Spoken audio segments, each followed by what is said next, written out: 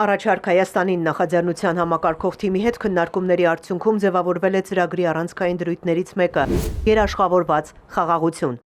Գագիկ Ծառուկյանի խոսքով մենք պետք է դուրս գանք ներկայիս նոր պահանջներ, ուժի սպառնալիք, մեզնից նոր զիջումներ եւ խաղաղության պատրանք վիճակից։ Ընտրությունը խաղաղության ու պատերազմի միջև չէ, անազնիվ է, երբ ժողովրդին ասում են, թե մյուս քաղաքական ուժերը պատերազմ են ուզում։ Չկա Հայաստանում քաղաքական ուժ, որը պատերազմ է ուզում, նշում է Գագիկ Ծառուկյանը։ Մեր թիմը գնում է ընտրության երաշխավորված խաղաղություն գաղափարով։ Երաշխավորված խաղաղությունը միջազգային իրավական եւ իրատեսական մեխանիզմներով ամրագրված եւ վերահսկողության ու պատասխանատվության հստակ գործիքներով ապահովված պայմանավորվածությունների համակարգ է։ Որևէ համաձայնություն առանց երաշխիքների խոցելի է։ Հայաստանը պետք է անդադար զարգացնի իր պոտենցիալը տարածաշրջանում իր կշիռը մեծացնելու համար, աշխատի դաշնակիցների հետ նոր իրատեսական հողի վրա հիմնված անվտանգության երաշխիքներ ստեղծելու ուղղությամբ։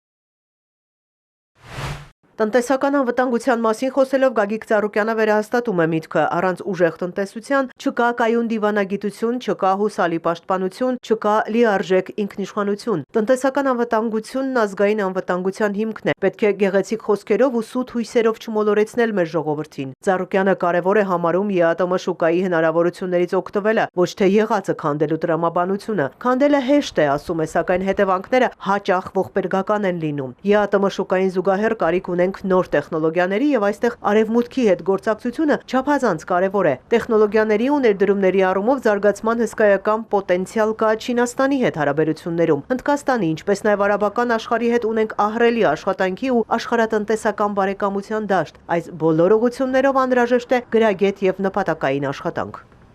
Խաղաղությունը երաշխավորվում է ներքին ամրությամբ, ներքին համերաշխությամբ, առողջ դիվանագիտությամբ, տնտեսական ու դաշնակցային բազմակողմանի եւ արդյունավետ գործակցությամբ։ Երաշխավորված խաղաղությունը մի վիճակ է, երբ մարդն իր կյանքը ծրագրում է ոչ թե մեկ ամսվա, այլ տարիների կտրվածքով, երբ ծնողները հանգիստ մտածում են իրենց երեխաների ապագայի մասին, երբ երիտասարդները մտածում են հայրենիքում մնալու, կայանալու եւ ընտանիք կազմելու մասին, երբ գործարարը ներդրում է կատարում վստահ լինելով կանխատեսելիության մեջ, երբ զինվորը վստահ է, որ իր թիկունքում կա ոչ միայն զենք, այլև ուժեղ տնտեսություն, պրոֆեսիոնալ դիվանագիտություն եւ համախմբված հասարակություն։ Երաշխավորված խաղաղությունը Հայաստանի վերականգնման ազգային վերածննդի առանցքային գաղափարն է, որը ենթադրում է բոլոր կարող ուժերի եւ անհատների միասնական նվիրված գրագետ աշխատանքը։ Ես համոզված եմ, որ Հայաստանը կարող է անցնել այս ճանապարհով։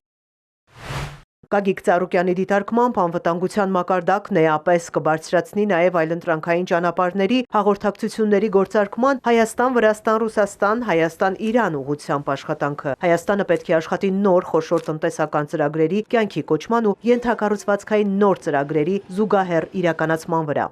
Մեր անվտանգությունը չպետք է հիմնվի հակադրությունների վրա, մեզ դնելով աշխարհի ուժային կենտրոնների բախման էպիկենտրոնում։ Այն պետք է խարսխված լինի փոխլրացման, շահերի համընկման եւ աշխարհաքաղաքական կամուրջների սկզբունքի վրա։